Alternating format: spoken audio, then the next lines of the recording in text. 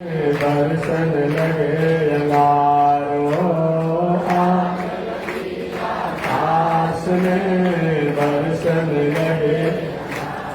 संत नहीं होते जग में तो जग मरता संसार हो। संत नहीं होते जग में तो जग मरता संसार। श्रीमन नारायण नारायण नारायण श्रीमन नारायण नारायण नारायण लक्ष्मी नारायण नारायण नारायण लक्ष्मी नारायण नारायण तमे जगी रघुनाथ जीरा मारे ओरिया। तमे जगी रघुनाथ जीरा तमे थाकी रघुनाथ जीरा मारे ओरिया। तमे थाकी रघुनाथ जीरा बगसर में आके रहुआ तड़का के मरनी। बगसर में आके रहुआ तड़का के मरनी। गौतम नारी अहि जाके तरनी। गौतम नारी अहि जाके तरनी। तन देखी रघुनाथ जी हमारी ओरिया। तन देखी रघुनाथ जी हमारी ओरिया। तन खाती रघुनाथ जी हमारी ओरिया। तन खाती रघुनाथ जी हमारी ओरिया।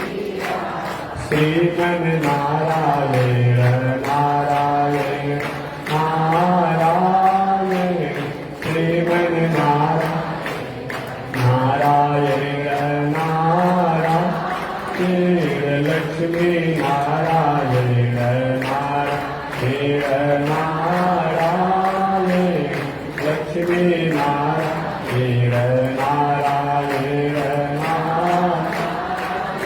बोलिए लक्ष्मी नारायण भगवान की। श्री भाष्यकार भगवान श्री रामानुजाचार्य स्वामी जी महाराज की। श्री प्रतिवाद भयंकराचार्य स्वामी जी महाराज की। अनंताचार्य श्री गादी स्वामी जी महाराज की। परमाचार्य श्री रामकृष्णाचार्य स्वामी जी महाराज की। विश्ववंद जगदाचार्य श्रीमद विश्वक सेनाचार्य अस्मदाचार्य पूज्य गुरुदेव श्री त्रिदंडी स्वामी जी महाराज की। श्री त्रिदंडी स्वामी जी महाराज की। वामनाश्रम सिद्धाश्रम चरित्रवन बक्सर बिहार भारत धाम की। चरित्रवन बक्सर बिहार भारत धाम की। जगत जननी जगदम्बा श्री महालक्ष्मी माता की। महालक्ष्मी माता की पावन धाम की पावन धाम की पावन स्थल की पावन महामहोत्सव की पावन महामहोत्सव की। जय जय श्री सीताराम जय जय श्री राधेश्याम जय जय श्री श्रीमन्नारायण जय जय श्री भाष्यकार जय जय श्री रामानुजाचार्य जय जय श्री त्रिदंडी स्वामी जी महाराज जय जय श्री त्रिदंडी स्वामी जी महाराज। हरि ओम शांति शांति शांति।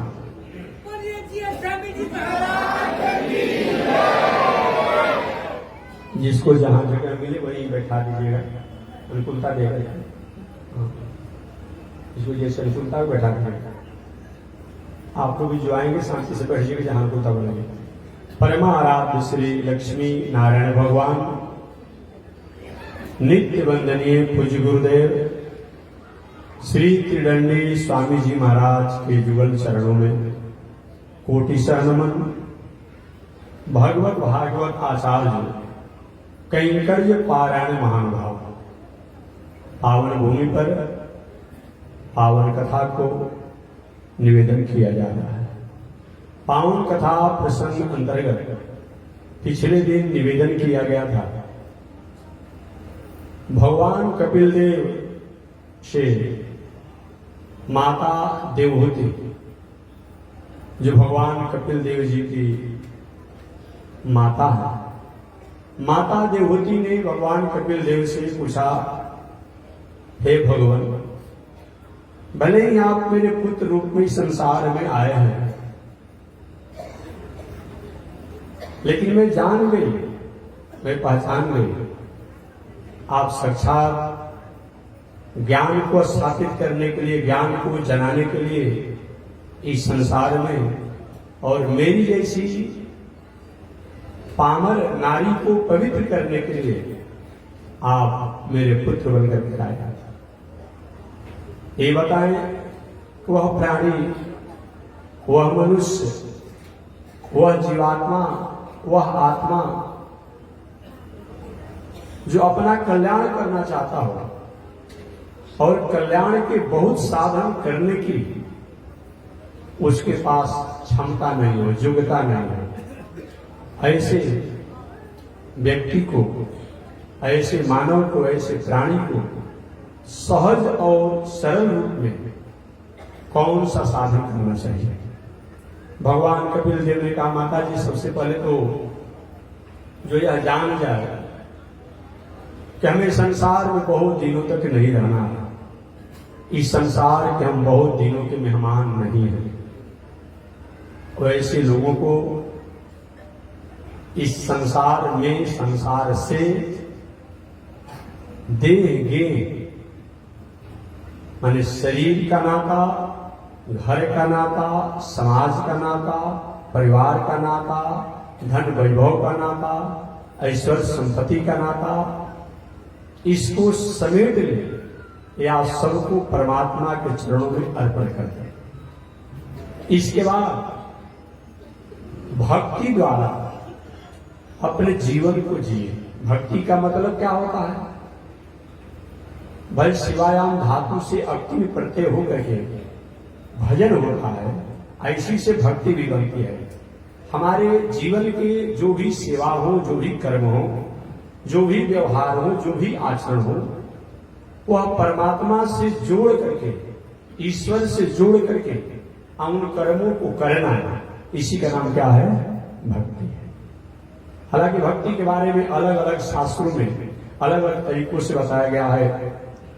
मानसकार से पूछा गया कि भक्ति किसे कहते हैं, तो मानसकार ने भक्ति की व्याख्या करते ही बताया कि सबसे कठिन धर्म सेवकाई, सेवा जो है सबसे श्रेष्ठ भक्ति है।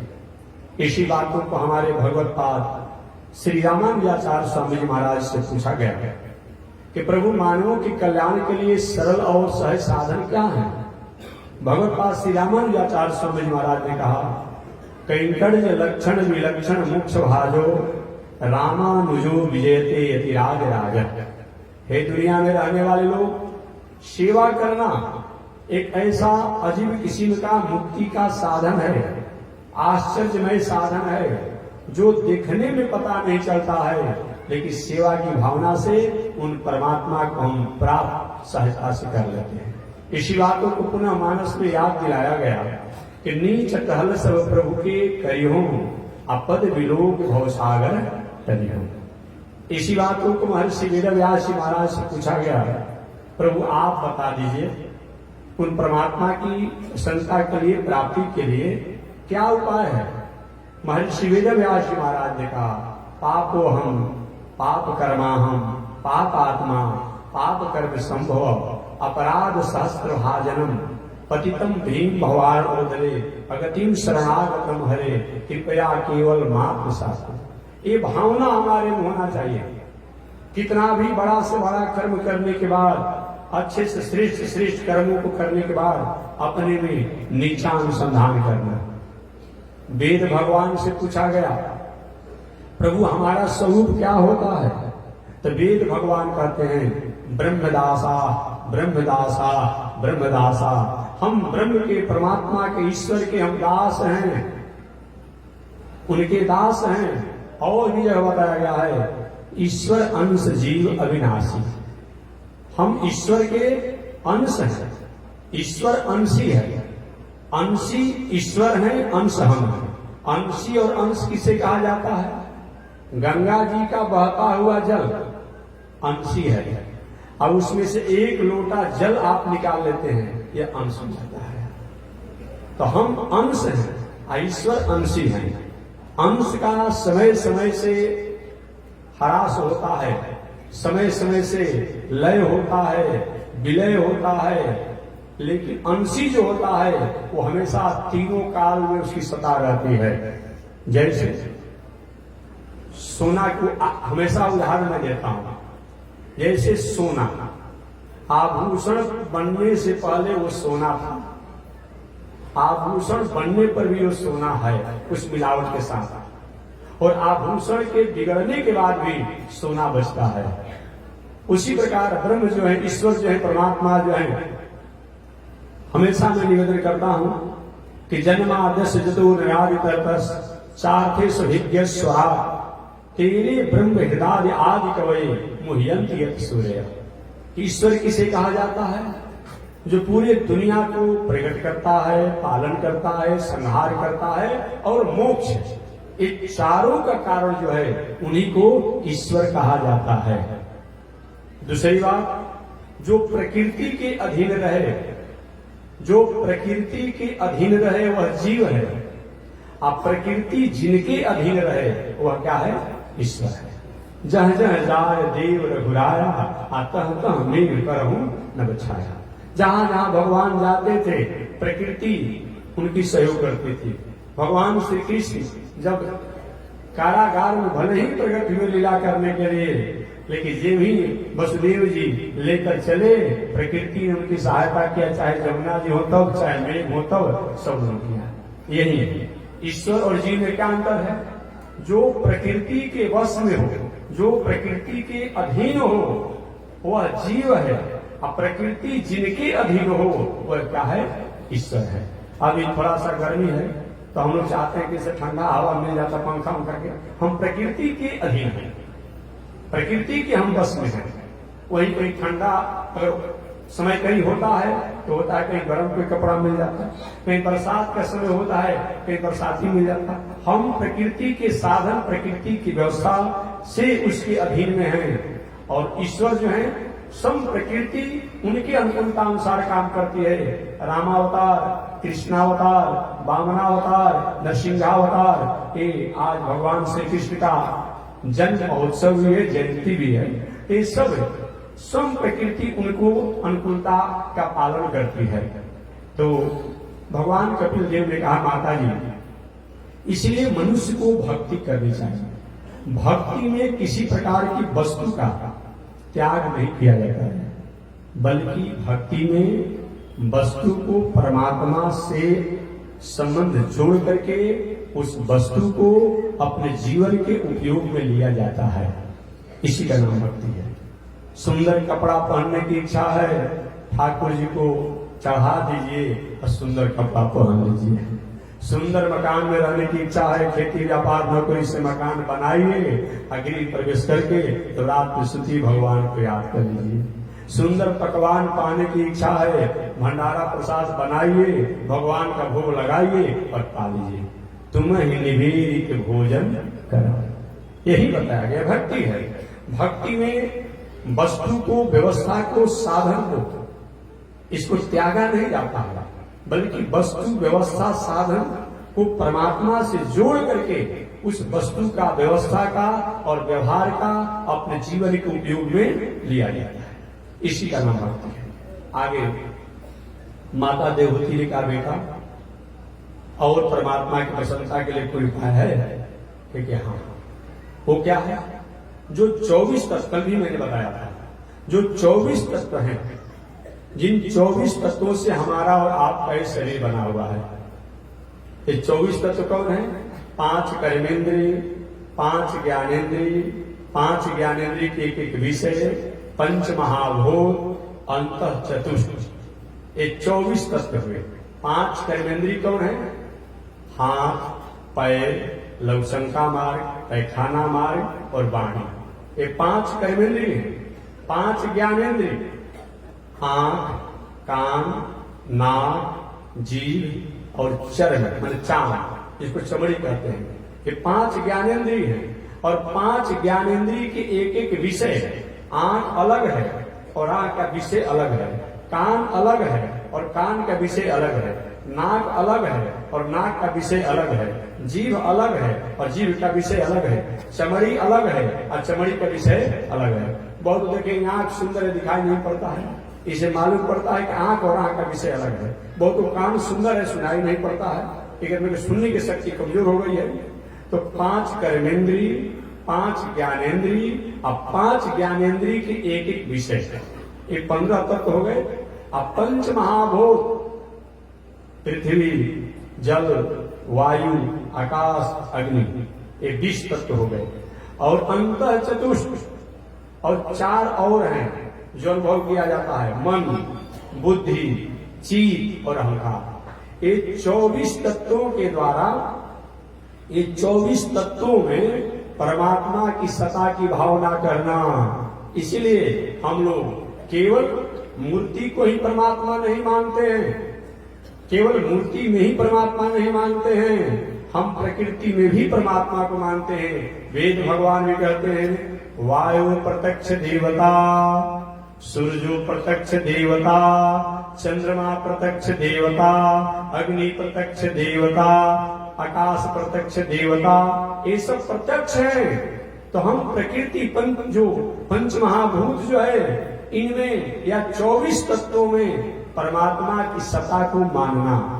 अपने हाथ, अपने पैर, अपने नाक, अपने मुंह, अपने चमड़ी, जो भी हमारे शरीर की इंद्रियां हैं, उन हर इंद्रियों पर परमात्मा की भावना करके और तब जीवन को जीना, इस शरीर से कर्म करना, ये क्या है? सांख्य दर्शन है। सांख्य दर्शन माने तत्वों के द्वारा उन परमात्मा को समझना जानना। तो जो 24 तत्व है, उन 24 तत्वों के द्वारा और 24 तत्वों में परमात्मा को मानना, ये सांख्य दर्शन है। आगे भगवान कपिल देव ने कहा, माता जी इसके बाद साधक को चाहिए कि श्रद्धा और विश्वास के साथ अष्टांग योग का पालन करना चाहिए। अष्टांग योग क्या है? हालांकि पहले मैं बता चुका हूं कि जो 4 प्रकार के बताए गए हैं, मंत्र योग, लय योग, हठ योग, राज। मंत्र योग का मतलब गुरु द्वारा प्राप्त, आचार्य द्वारा प्राप्त वैदिक मंत्रों को कम से कम कलयुग में 4 पुरस्चरण करना चाहिए। पुरस्चरण का मतलब क्या होता है? जो मंत्र जितने अक्षर का हो उतने लाख बार जप करना एक पुरस्चरण है। इस प्रकार ये मंत्र योग है। दूसरा लय योग। लय योग का मतलब खाते पीते सोते बैठते बोलते चलते हर स्थिति में हमेशा भगवान में लय रहना, ये क्या है? लय योग है। जैसे किसी व्यक्ति का 100 रुपया भूल जाता है, भले भोजन करता है, चाय पीता है, बैठता है, लेकिन हमेशा अपने रुपया भूले हुए याद रहता है कि हमारा रुपया कहाँ भूल गया। यही लय योग है। हम संसार में दिनचर्या करेंगे, लेकिन हमारा दिल दिमाग जो क्या है, उन परमात्मा में लय रहेगा। इसका नाम क्या है? लय योग। हठ योग क्या है? हमारी इंद्रियां नहीं चाह रही है अच्छे विचारों की तरफ है, अच्छे कर्मों की तरफ है, फिर भी उसको रोक करके और इंद्रियों को अच्छे कर्मों में लगाना, ये क्या है? हठ योग है। दूसरा हठ योग का मतलब हमारे नासिका का एक छिद्र, दाहिना जो है इंगला कहता है और बायां छिद्र जो है पिंगला कहता है। अब दोनों नासिका के छिद्र जाकर के जहाँ एक जगह मिल जाते हैं, उनको सुखमना नाड़ी कहा जाता है। तो इंगला, पिंगला और सुखमना नाड़ी, ये 3 नाड़ियां होती है।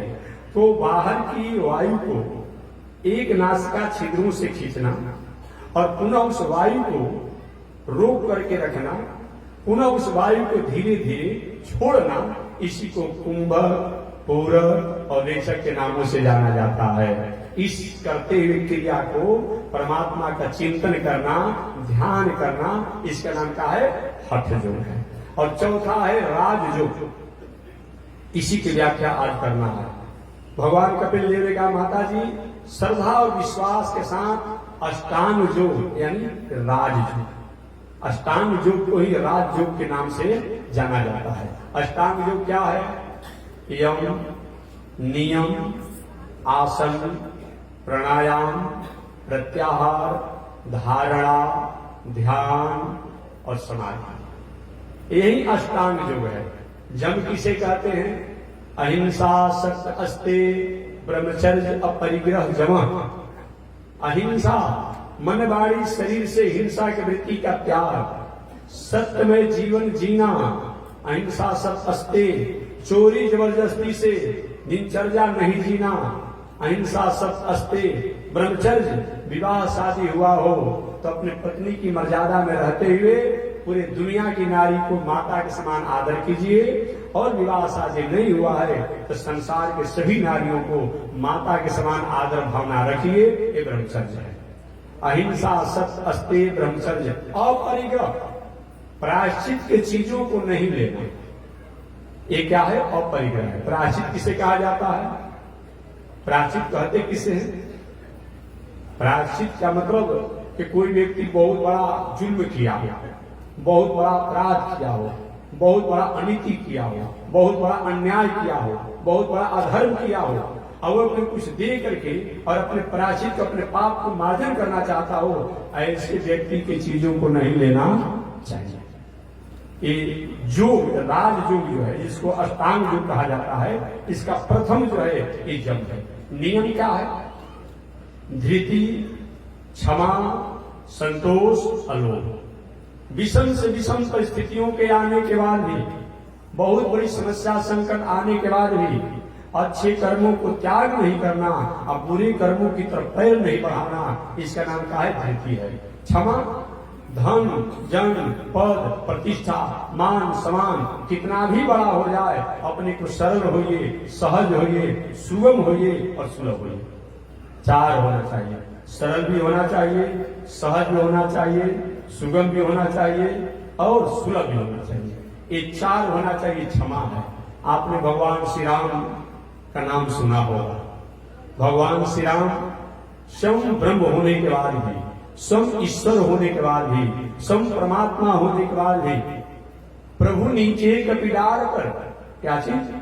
भगवान पेड़ के नीचे बैठे हैं, अब बंदर जो ऊपर पैर लटका करके बैठे हुए हैं। अब भगवान क्या कहते हैं? प्रत्युपकार करो का भाई, हे बांदर भालू, आप लोगों ने हमारे साथ जो उपकार किया है, इस उपकार का बदला मैं नहीं चुका सकता हूँ।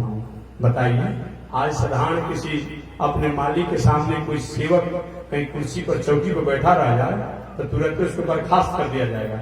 अब प्रभु नीचे कपिडार पर, भगवान नीचे बैठे हैं पेड़ के नीचे कपिडार पर, और बांदर भालू जो है ऊपर वृक्ष में बैठे हैं। आप भी कहते हैं प्रत्युपकार करो का भाई, हे भाई आप लोगों ने मेरे साथ जो उपकार किया है, इस उपकार का बदला मैं नहीं चुका सकता हूँ। ये क्या है? क्षमा। कितना भी धन, जन, पद, प्रतिष्ठा, मान, सम्मान होने के बाद भी उसके द्वारा उसका कभी भी मिसयूज नहीं करना, उसका दुरुपयोग नहीं करना। ये क्या है? ये क्षमा है। ये योग है। योग माने केवल सांस खींचना छोड़ना इतना ही मत योग जानिए, ये सब योग है।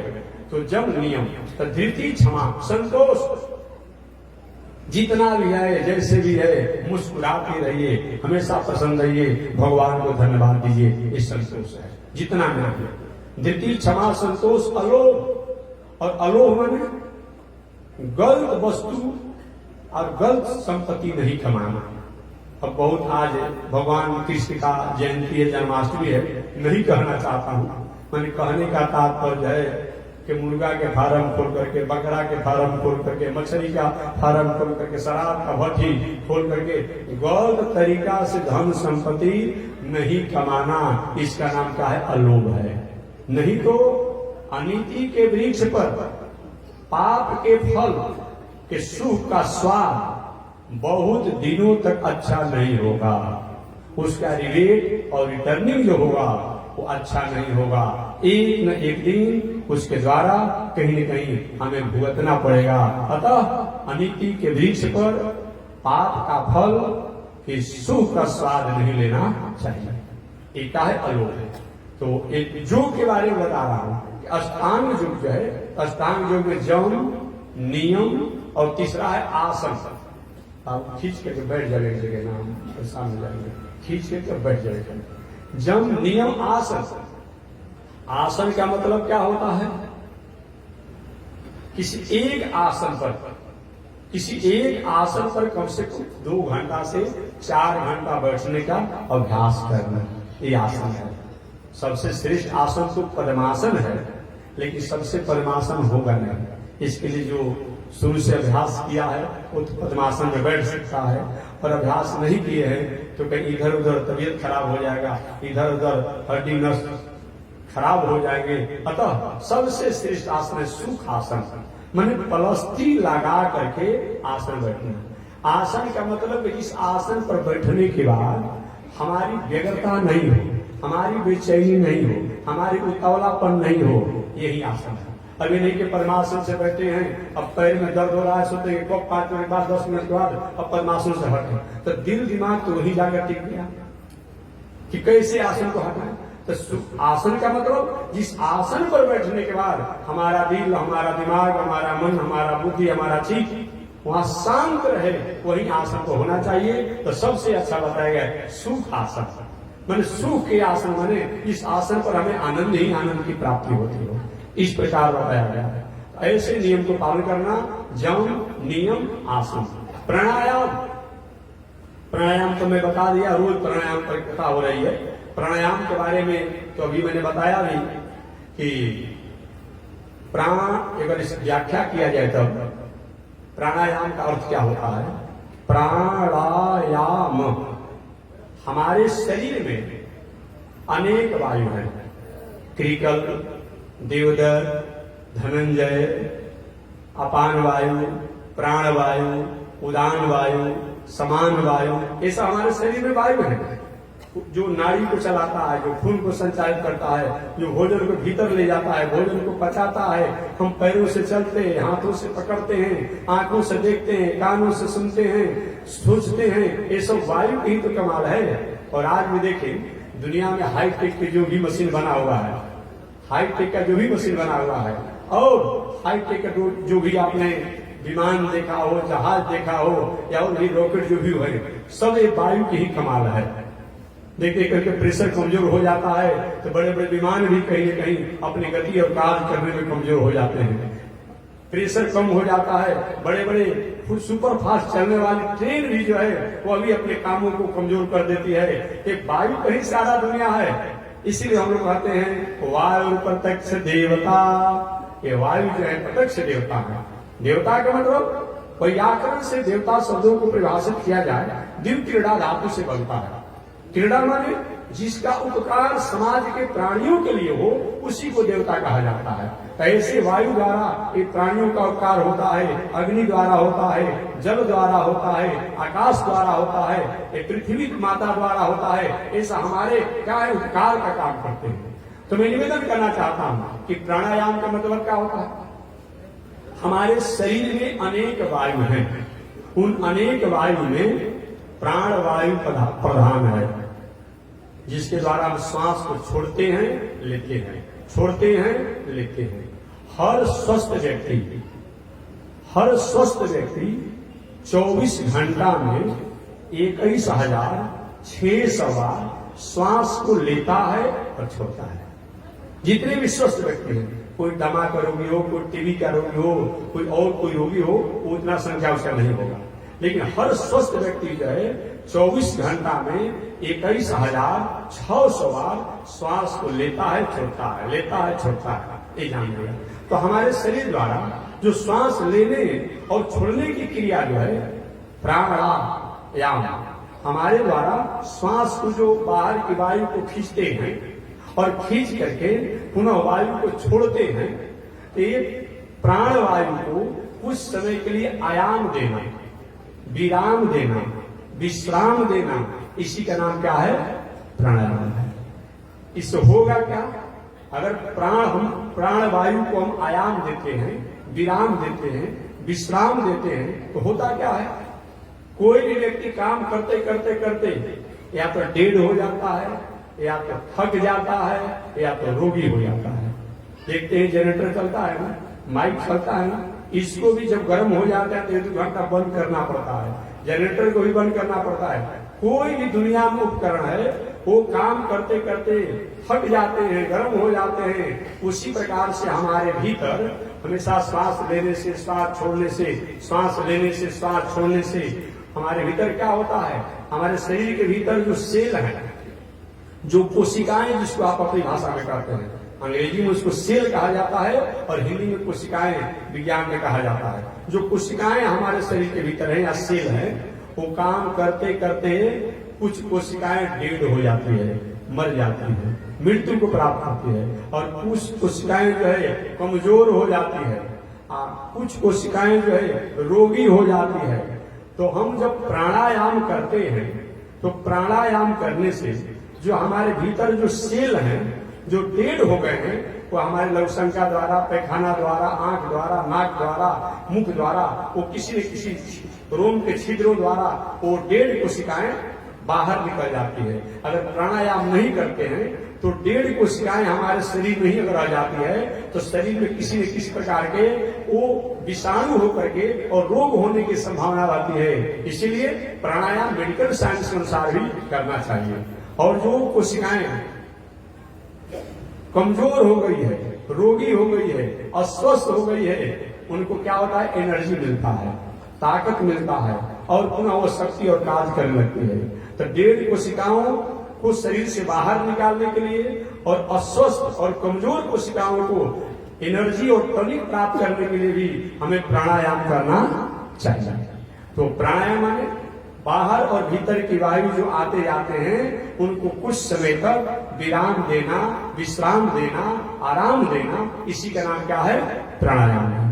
प्राणायाम करते कैसे हैं? आज तो बहुत से योग द्वारा दिखाते हैं, लेकिन वैदिक योग संग्रह के अनुसार, जो पतंजलि जी का वैदिक योग संग्रह है उसके अनुसार बताया गया है, अपने उंगली को अपने सामने से चुटकी बजाते हुए धीरे धीरे, और एक चुटकी बजाने को एक मात्रा कहते हैं। जैसे कि आप अपने सामने से चुटकी बजाते हुए सिर के चारों तरफ घुमाते हुए जितना समय लगता हो आप अनुभव कर लेंगे, इसको एक मात्रा कहते हैं।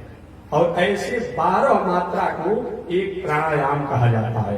तो 12 बार चुटकी बजाने में जितना समय लगता है अपने सिर को घुमाने में, उतने समय तक ये बाहर की वायु को एक नासिका छिद्रों से श्वास खींचना चाहिए। और ठीक जितना समय 12 दूनी 24 मात्रा तक आप खींची हुए वायु को अपने भीतर रोक करके रखना चाहिए। और ठीक 48 मात्रा तक जो वायु को आपने खींचा है उसको धीरे धीरे बाहर छोड़ना चाहिए। इसको क्या कहते हैं? और एक क्रिया करते समय भगवान श्रीमन नारायण का ध्यान करना चाहिए। जो भगवान श्रीमन नारायण है, जिनका घुंघराला बाल है, तीसी के समान सुंदर जिनका सांवला स्वरूप है, बटुआ के समान सुंदर जिनका गोला मुंह है, बिंब फल के समान जिनका ओष्ठ है, मोती के समान जिनका दांत है, सुगा के ठोर के समान जिनकी नासिका है, और मृगा के नेत्र के समान जिनका नेत्र है, घुंघराला बाल है, पीताम्बर पहने हुए हैं, सुंदर भुजाएं हैं, सुंदर पैर हैं, ऐसे भगवान के स्वरूप का आप ध्यान प्राणायाम करते समय करना चाहिए। ये प्राणायाम करने से तो मेडिकल साइंस के अनुसार मैंने बताया। आध्यात्मिक क्या है? डिप्रेशन, अटेंशन, टेंशन जो हमारे हमेशा बना रहता है, अगर हम प्राणायाम करते हैं तो प्राणायाम करने से ये इस पर संतुलन होता है, इस पर कंट्रोल होता है, और हमारे शरीर से ये अनेक प्रकार के पसीने निकलते हैं, और उस पसीने को निकलने से ऐसे भी हम कहीं बीपी का, शुगर का और कोई रोगी हैं, इससे भी हमें उन्मूलन होता है। अतः मेडिकल साइंस के अनुसार भी और आध्यात्मिक रूप में भी हमें प्राणायाम करना चाहिए। यही प्राणायाम जब अधिक देरों तक हमें करने की क्षमता हो जाती है, शक्ति हो जाती है, तो क्या होता है? एक प्रत्याहार कहलाता है। ये अष्टांग योग में प्राणायाम के बाद प्रत्याहार होता है। प्रत्याहार में क्या होता है? प्रत्येक अपने इंद्रियों पर परमात्मा की भावना करके, ईश्वर की भावना करके आप प्राणायाम के अधिक देरों तक उस योग को करना एक प्रत्याहार है। और यही प्रत्याहार जब अधिक और देरों तक करते हैं तो क्या होता है, वो यम, नियम, आसन, प्राणायाम, प्रत्याहार, धारणा, वो धारणा के नामों से जाना जाता है। और वही धारणा जो है जब अपने हृदय में या ललाट पर या तो तालू पर जहाँ इसको सिर ऊपर होता है, ब्रह्मरंध्र जिसको भी आप कहते हैं, या तो नाभि के पास किसी परमात्मा के स्वरूप में जाकर के अपने को ध्यान को रोक देना, ये क्या है, ध्यान है। वही केंद्रित हो जाना। और जिसका ध्यान कर रहे हैं, अब ध्यान करते हुए इन शरीर के इंद्रियों का बहुत बड़ा भान नहीं होना, इसी का नाम क्या है, समाधि है। इस प्रकार भगवान कपिल देव कहते हैं, माता जी साधक को चाहिए कि अष्टांग योग का सहारा लेकर के और अंत में अपने जीवन को धीरे धीरे उन परमात्मा से जोड़ना चाहिए। आगे भगवान कपिल देव ने कहा, माता जी ये सब क्रियाओं को करने के बाद 15 गो सूत्रों को, इसी की व्याख्या करना है, 15 गो सूत्रों को अपने जीवन में उतारना चाहिए। वो 15 सूत्र कौन है? जम नियमादि योग साधना को करना, इसकी व्याख्या मैं बता दिया। दूसरा, प्रभु की कथा श्रवण करना, बार बार भगवान की कथा को श्रवण करना चाहिए। कुछ लोग कहते महाराज कितनी बार कथा? एक बार भोजन करने से काम चल जाता हो, एक बार श्वास लेने से काम चल जाता हो, एक बार बोलने से काम चल जाता हो, एक बार सोने से काम चल जाता हो, एक बार चलने से काम चल जा रहा हो, तो एक बार कथा सुन करके काम चला लीजिएगा। लेकिन बार बार भोजन करेंगे, बार बार सोएंगे, रोज बोलेंगे, रोज खाएंगे, रोज चलेंगे, कथा एक बार क्या होनी चाहिए। इसीलिए श्रीमद् भागवत महापुराण में महर्षि वेदव्यास जी ने स्पष्ट कर दिया ताकि भविष्य में किसी का ऐसा प्रश्न मत रहे। मुहुरहो रसिका भूवि भावुका, हे भावुको बार बार कथा श्रवण करना चाहिए भगवान का। इससे होता क्या है, एक न एक दिन हमारा दिल, हमारा दिमाग, हमारा मन बुद्धि जो है वो परमात्मा में जाकर के चिपक जाता है, लय हो जाता है। इसीलिए बार बार भगवान की कथा को श्रवण करना चाहिए। आपने श्रीमद् भागवत महापुराण में गोपियों द्वारा सुना होगा, गोपियों ने भगवान श्री कृष्ण को उलाहना दिया। उलाहना क्या दे रही है? जब भगवान श्री कृष्ण रास लीला कर रहे थे। आज रास लीला के नाम सुनते ही कुछ ऐसे चंचल स्वभाव वाले लोग हैं, उनके मन में कहीं चंचलता आ जाती है कि भगवान ने रास लीला किया। लेकिन रास में होता क्या है? अगर हम व्याकरण से, ग्रामर से रास शब्दों को परिभाषित करें तो रसो वही आनंद, क्या चीज? रसो वही आनंद। रस कहा जाता है आनंद को, आनंदो वही ब्रह्म, आनंदो वही परमात्मा। और रस शब्द से रास बनता है, रस शब्द से रास बनता है। तो जो आनंद के, आनंद का समूह जो हो, आनंद का जो सागर हो, जिस लीला में, जिस नाटक में, जिस खेल में ब्रह्मानंद का अपूर्व खजाना हो, अपूर्व भंडारा हो, ब्रह्म तत्वों के अलावा और दुनिया के संसारिक स्थितियां जहां ढूंढने की हमें प्राप्त होती है, उसका नाम क्या है? रास लीला। रसो वही आनंद, यह रास लीला है। तो भगवान जिस समय रास लीला कर रहे तो रास लीला में आपने जाना ही होगा, सहस्त्र गोपी एक नारायण, हजारों हजारों लाखों लाखों करोड़ों की संख्या में गोपियां और एक नारायण। लेकिन वो नारायण भी एक समय ऐसा लीला किए और गोपियों को हुआ कि भाई अकेले हैं, अगर हम चारों तरफ से घेर कर ही लीला करना चाहें तो कोई दूर हो जाएगा, कोई नजदीक हो जाएगा, किसी को दिखाई पड़ेंगे। तो भगवान ने क्या किया, जितनी गोपियां उतने बन गए। इस पर कुछ लोग कहते थे कि सब संत महात्माओं का बकवास है। भला ऐसा अनंत भगवान ने विराट रूप कितनी बार दिखाया है ना? अर्जुन को भी विराट रूप दिखाया है, अर्जुन को भी दिखाया है। भगवान श्री राम ने भी अपने अनेक रूपों को दिखाया है। कब?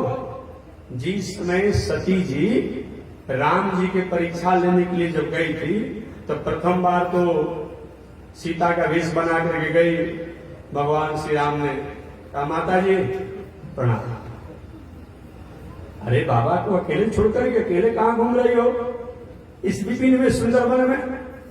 सती कह रही तो पहचान, हम सीता का वेश बनाई है, आई हमको पहचान गए कि सती है। सती के तुम दूसरा वेश बनाकर परीक्षा ले लें।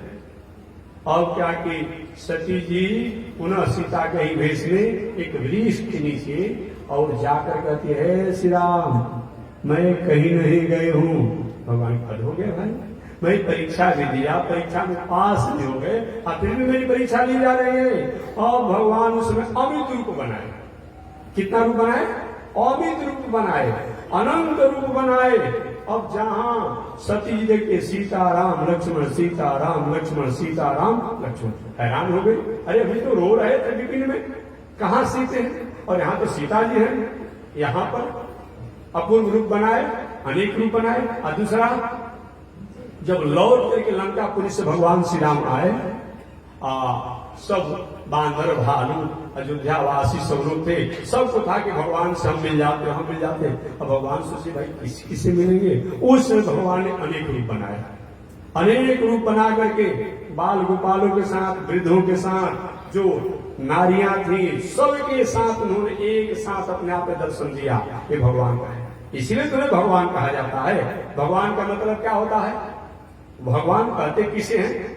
अगर एकाक्षरी कोश के अनुसार भगवान शब्दों को परिभाषित किया जाए तब एकाक्षरी कोश के अनुसार भ शब्द प्रकाश वाचक, ग शब्द ज्ञान वाचक, व शब्द वैभव वाचक और न शब्द नेक वाचक। जिसके द्वारा प्रकाश, ज्ञान, वैभव और नेक पूरे प्राणियों के लिए होता है, दुनिया के लिए होता है, उन्हीं को हम लोग भगवान कहते हैं। और एक बात हमेशा मैं कहता हूँ, all thing bright and beautiful, all creature great and small. छोटे बड़े सुनहरे चमकीले जो कुछ भी दुनिया में है उसको निर्माण करने वाला वह गौड़ है, वह लौड़ है, वह परमात्मा है, वह भगवान है। ये भगवान है। तो भगवान के अलग अलग शास्त्रों में अनेक व्याख्या किया गया है। गोपियां भगवान श्री कृष्ण के साथ रास लीला में थे, भगवान उनके साथ समर्पित नाच भी रहे थे, कभी आगे हट जाते, कभी पीछे हट जाते। रास लीला करते समय कभी कभी तो उछल भी जाते। अब ये देख करके गोपियों के मन में थोड़ा सा अहंकार हो गया, जिसको हम लोग अपनी भाषा में इतराना कहते हैं। अहंकार हो गया, और जब अहंकार हो गया तो भगवान के ये बात ठीक नहीं। भगवान से एक बार पूछा गया था, सबसे श्रेष्ठ आपका आहार क्या है? एक बार पूछा गया था तो भगवान ने कहा, सबसे श्रेष्ठ आहार हमारा अहंकार है। अहंकार विमूढ़ात्मा, अहंकार विमूढ़ात्मा, अहंकार में किसी का रहने नहीं देता हूं। और भगवान क्या किए, उन गोपियों के बीच से गायब हो गए। और जब गायब हो गए और गोपियों को थोड़ा सा ईगो जो था लो हो गया, डाउन हो गया।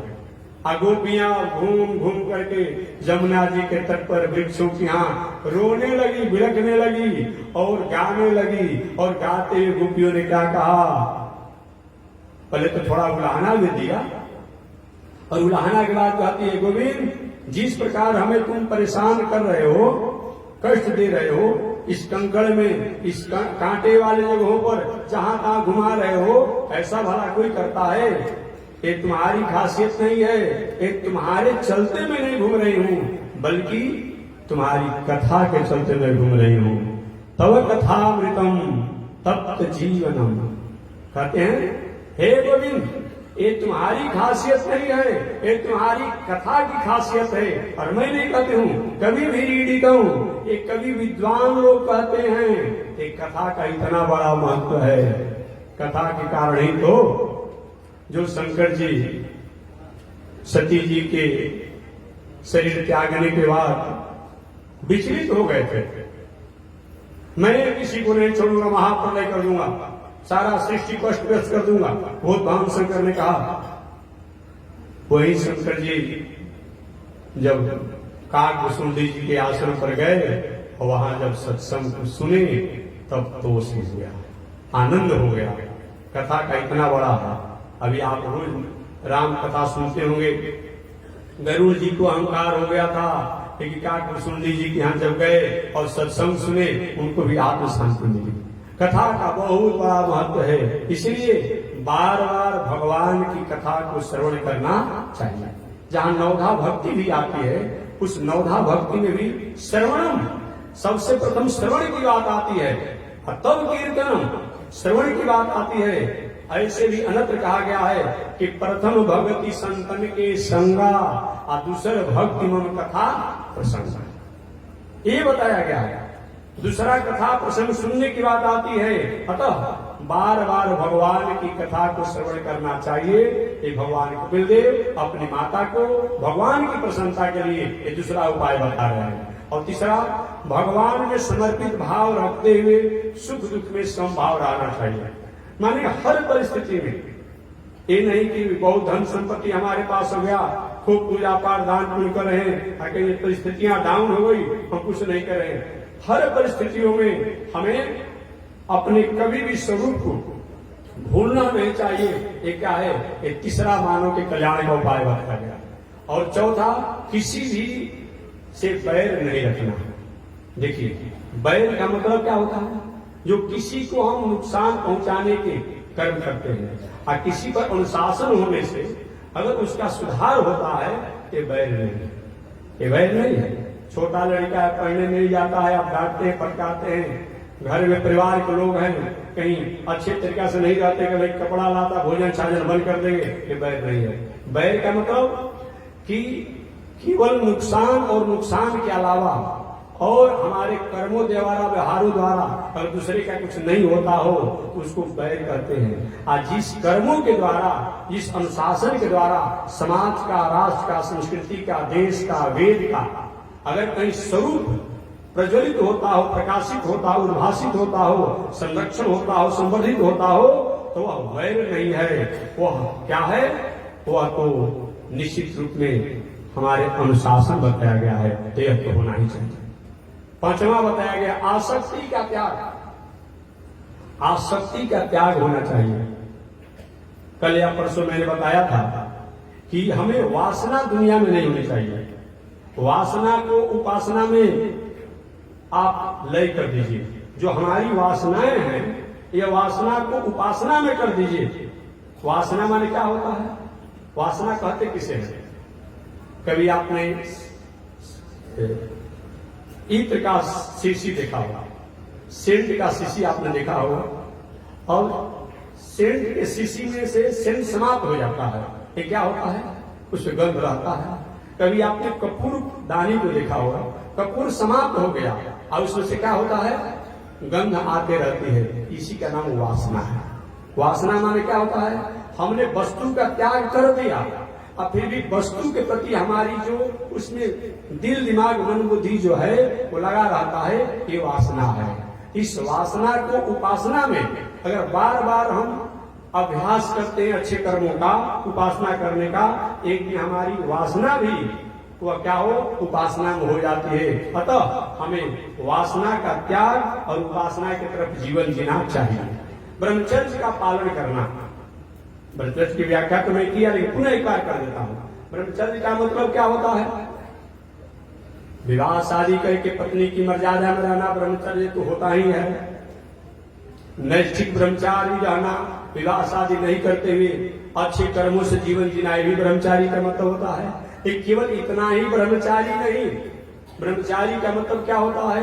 ब्रह्म। ब्रह्म माने वेद होता है, ब्रह्म माने परमात्मा होता है, ब्रह्म माने सदाचार होता है। जो ब्रह्म माने वेद, परमात्मा को जाने, समझे, स्वीकार करे, उसका नाम क्या है? ब्रह्मचारी है।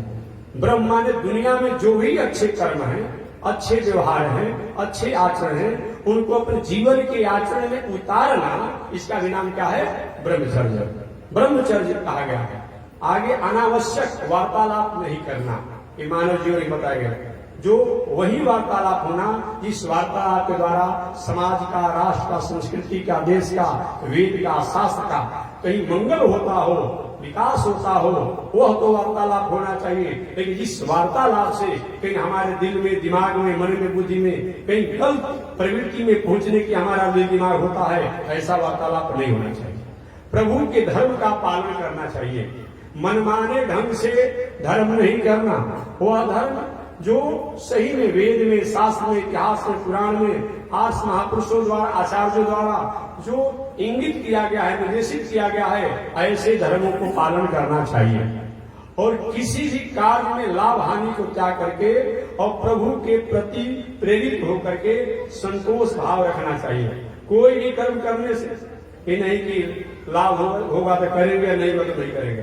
लाभ हानि तो अपने जगह पर लगा हुआ है। मैं श्रीमद् भागवत महापुराण में कंस ने एक बहुत अच्छा बात कहा।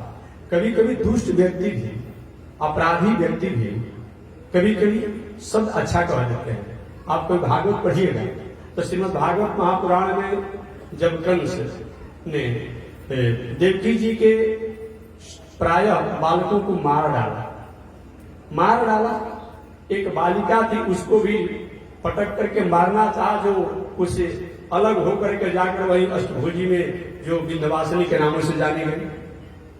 अब कंस देवकी जी को और उस देव जी को समझाते हुए कहता है कि हे बहनोई जी, हे बहन, मैं पाप नहीं किया, हम पाप नहीं किए, हम अपराध नहीं किए हैं।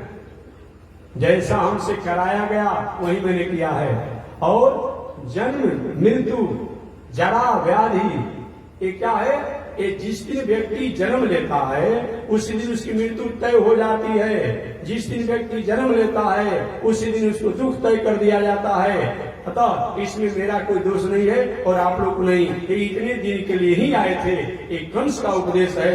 बस देव जी ने कहा कि अब इससे अब दूसरा सुनना ही क्या है, दूसरा क्या सुन सकते हैं। तो मैं निवेदन करना चाहता हूं कि कभी कभी वेदांत दर्शन और कभी कभी न्याय दर्शन से और कभी कभी अन्य दर्शन को पढ़ने के बाद जब एक तरफ शास्त्र कहता है कि जिस दिन हम जन्म लेते हैं उसी दिन हमारा मृत्यु भी तय कर दिया जाता है, ये कहते हैं, शास्त्र भी कहता है कि जिस दिन हम जन्म लेते हैं उसी दिन मृत्यु तय कर दिया जाता है।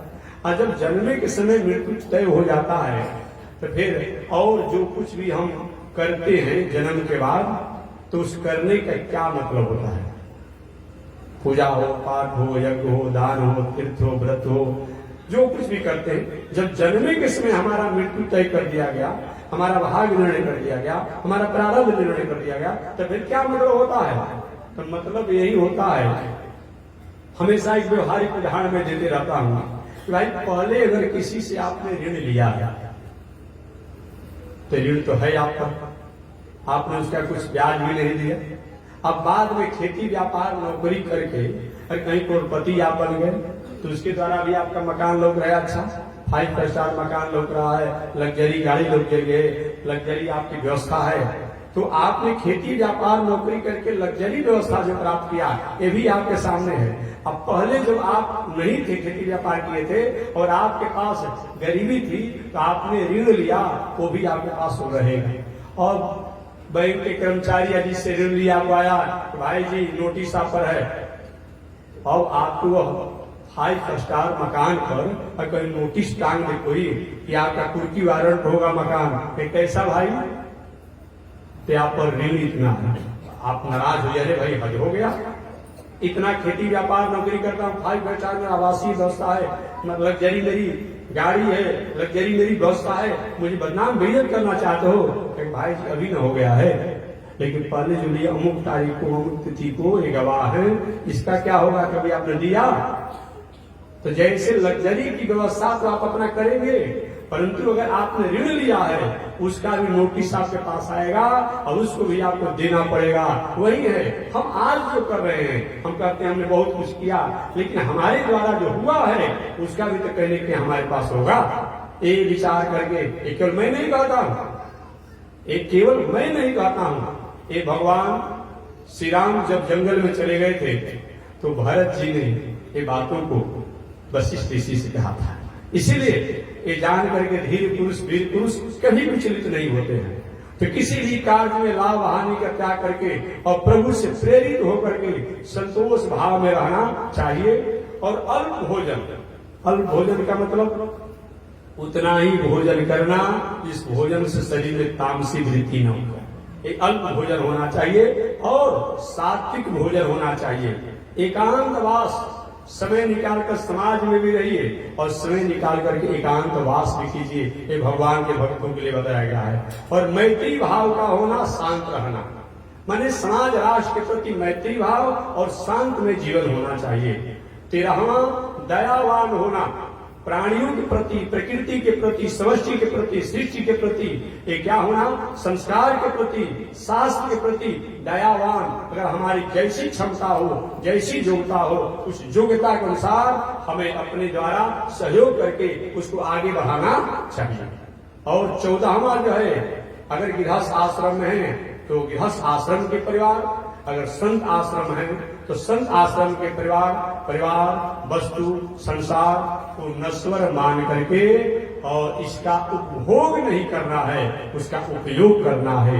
ये 14वां भगवान कपिल देव ने बताया मानव के कल्याण के लिए। और 15वां, हमेशा भगवान का स्मरण रखना, हमेशा हर परिस्थिति में। कभी कभी लोग पूछते हैं कि महाराज छूतिका में और शौच में क्या करना चाहिए।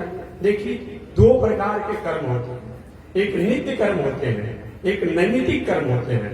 तो नैमित्तिक कर्म जो होते हैं, जो किसी निमित्त लेकर किया जाता है, वो तो शौच इत्यादि स्थितियों में उसको न करें। एक नित्य कर्म जो हमारा है, जैसे आपने रोज नियम बना लिया है कि हम हनुमान चालीसा का पाठ करेंगे, विष्णु सहस्त्रनाम का पाठ करेंगे, गीता का पाठ करेंगे, ऐसा किसी नियम बना लिया है। गुरु मंत्रों का जप करेंगे तो हमारा शौच हो गया, छुटका हो गया तो गुरु मंत्र बंद कर दिया जाएगा, हनुमान चालीसा बंद कर दिया जाएगा, विष्णु सहस्त्रनाम बंद कर दिया जाएगा। नहीं किया जाएगा। ये हमारा नित्य कर्म है, याद रखिएगा, ये नित्य कर्म है। और वही किसी के नैमित्तिक कर्म करना हो, मान लीजिए कहीं किसी जजमान के यहाँ जाकर गीता का पाठ सुनाना हो, जजमान के यहाँ कहीं विष्णु सहस्त्रनाम का पाठ सुनाना हो, जजमान के यहाँ कहीं जप करना हो, नहीं करना है। लेकिन हमारा जो नित्य कर्म है, जो हमने गुरु द्वारा प्राप्त किया है, और हमारा नियम है हनुमान चालीसा या तो हम विष्णु सहस्त्रनाम गीता इत्यादि करते हैं या गुरु द्वारा प्राप्त मंत्रों का जप करते हैं, तो ये करना चाहिए। इस प्रकार हमेशा भगवान का स्मरण और ध्यान करते रहना चाहिए। ये 15 वो नियम जो मनुष्य अपने जीवन में स्वीकार करते हुए अपना खेती, व्यापार, नौकरी, अध्ययन, अध्यापन करते हुए जीवन जीता है और इस संसार में आनंद को प्राप्त करके और शरीर त्यागने के बाद भगवान की कृपा का अधिकारी होता है। यह संदेश, यह उपदेश भगवान कपिल देव अपनी माता देवहूति को दिए। और आगे माता देवहूति ने पूछा, बेटा ये बताओ, यह नश्वर शरीर जिसका कोई अपना स्थिति ही नहीं है, ऐसे नश्वर शरीर को हम कैसे पहचान करके क्या और आगे करना चाहिए। आगे भगवान कपिल देव ने कहा कि संसारिक स्थितियों में अगर हम हैं तो हमें देव ऋण, ऋषि ऋण, मातृपितृ ऋण, ये सब क्रियाओं को करना चाहिए। तो शेष चर्चा और अगले दिन मैं करूंगा। आज इसी के साथ मैं वाणी को विराम दे रहा हूँ। एक बार भगवान का नाम ले, आगे परमात्मा की जय श्री कृष्ण। श्रीमन नारायण लक्ष्मी नारायण श्रीमन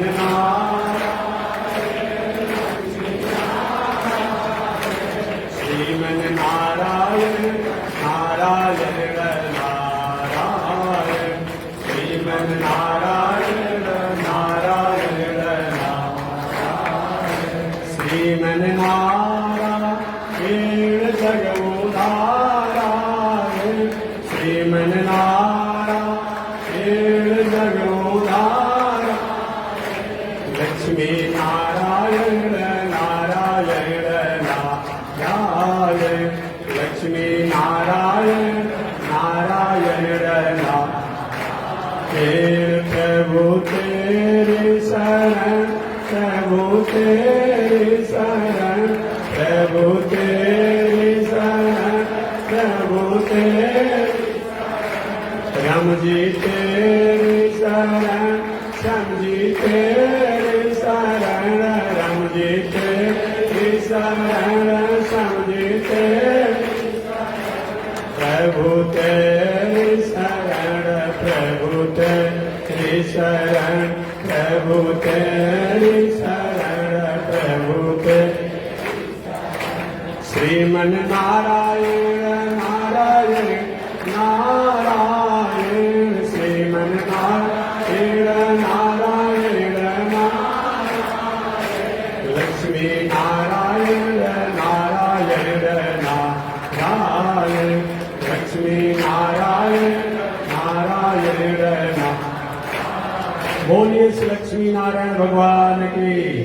श्री भाष्यकार भगवान श्री रामानुजाचार्य स्वामी जी महाराज की, श्री प्रतिवाद शंकराचार्य स्वामी महाराज की, अनंताचार्य गादी स्वामी जी महाराज की, परमाचार्य रामकृष्णाचार्य स्वामी महाराज की, विश्ववंद जगदाचार्य श्रीमद विश्वक्सेनाचार्य अस्मदाचार्य पूज्य गुरुदेव श्री त्रिदंडी स्वामी जी महाराज की, वामनाश्रम सिद्धाश्रम चरित्रवन बक्सर विहार धाम की, जगतजननी जगदम्बा श्री महालक्ष्मी माता की, पावन धाम की, पावन धाम की, पावन स्थल की, पावन महामहोत्सव की। जय जय श्री सीताराम, जय जय श्री राधेश्याम, जय जय श्री श्रीमन्नारायण, जय जय श्री भाष्यकार, जय जय श्री रामानुजाचार्य, जय जय श्री त्रिदंडी स्वामी महाराज, जय जय श्री त्रिदंडी स्वामी महाराज। श्री कृष्ण जन्माष्टमी महामहोत्सव के, श्री कृष्ण जयंती महामहोत्सव की। आज श्री कृष्ण जयंती महामहोत्सव है, श्री कृष्ण जन्माष्टमी महामहोत्सव है। कुछ महानुभावों द्वारा पिछले दिन भी महोत्सव मनाया गया।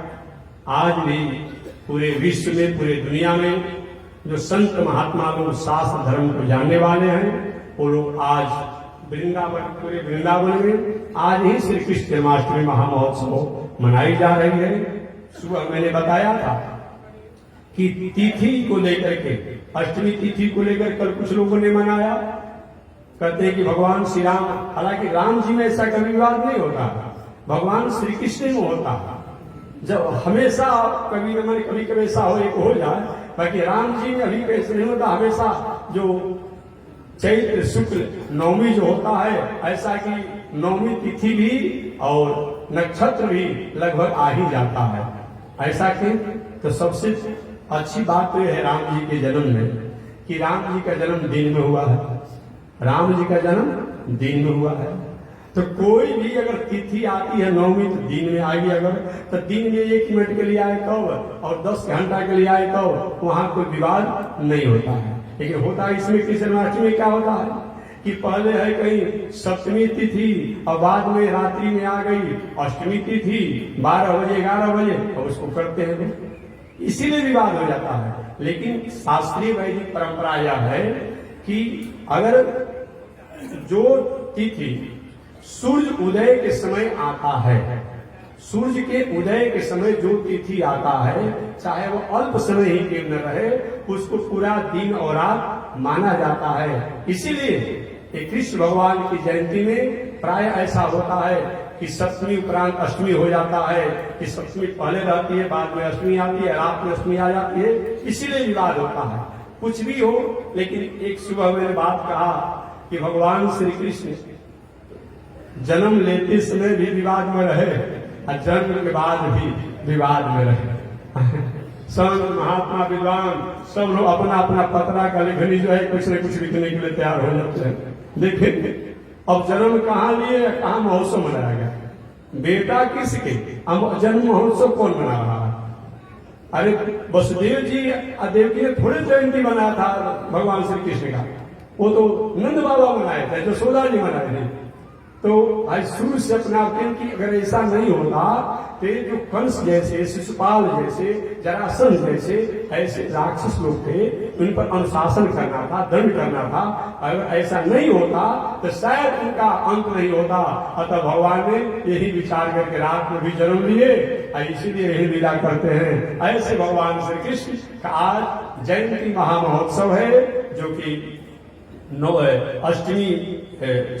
अष्टमी तिथि भी है और बाद में नवमी भी हो जाएगी और नक्षत्र भी है। इसलिए हम लोग आज पूरे वृंदावन में यह श्री कृष्ण जन्माष्टमी महामहोत्सव मनाया जा रहा है। यह श्री कृष्ण जन्माष्टमी महामहोत्सव संपूर्ण विश्व और संपूर्ण प्राणी और संपूर्ण जगत के लिए मंगल कारक हो। यह भगवान श्रीमन नारायण, भगवान लक्ष्मी नारायण, भगवान लक्ष्मीनाथ, श्री रंगनाथ भगवान और श्री भाष्यकार श्री रामानुजाचार्य स्वामी जी महाराज, श्री प्रतिवाद भंकराचार्य स्वामी जी महाराज और पूज्य गुरुदेव श्री त्रिदंडी स्वामी जी महाराज से मैं प्रार्थना करूंगा कि अब श्री कृष्ण जन्माष्टमी महामहोत्सव पूरे विश्व और समस्त सृष्टि और समष्टि के लिए मंगल कारक हो। जय श्रीमन नारायण, जय श्री राम।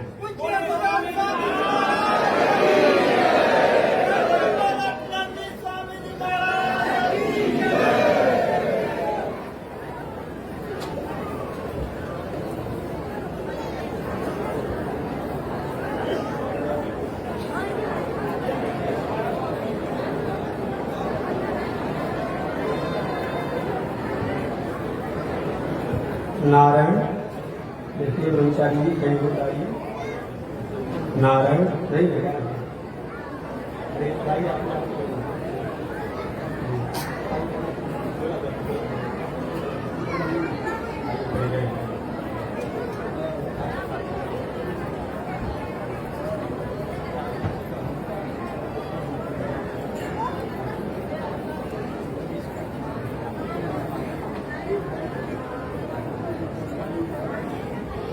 ओम चंद्रमा मनसो जात चक्षो सूरजो अजायत श्रोत्राद्वायुष प्राण समुखा अग्निरजायत श्रीशते लक्ष्मी सुवदनयावरात्रे पार्श्वे नक्षत्राणि रूपमस्मिनो व्यातं विश्वे निखाळ मोमयि खाळ सर्वलोकं मयि खाळ कासायं यज्ञसूत्रं शुचिवभूषितधा शोर्ध्वपुण्ड्रं च वाले यस्यास्ते दक्षस्ते कलिकुमतिगिरीन्द्रेन्द्रवज्रं त्रिदण्डं संसाराग्निप्रशान्त्यै मृतजलममलं दारुपात्रं पवित्रं श्रीविश्वक्सेन सूरे पदकमलयुगं श्रेयसे संश्रयामि अमर्याद शूद्र चलमतिरसोईरा प्रसवो हितघिनो दूरमाने स्मर परवसो वंचन पर नृशंसा पापेश कथमामितो दुःख जलदे रपारादोत्रीणस् तव परिचरेयं चरणयो। लक्ष्मी नारायण भगवान की, भास्कर भगवान रामानुजाचार्य स्वामी महाराज की, विश्व वंदनाचार्य श्री त्रिदंडी स्वामी महाराज की, श्री कृष्ण जयंती महामहोत्सव की, श्री कृष्ण जन्माष्टमी महामहोत्सव की। हरि ओम। शांति शांति शांति।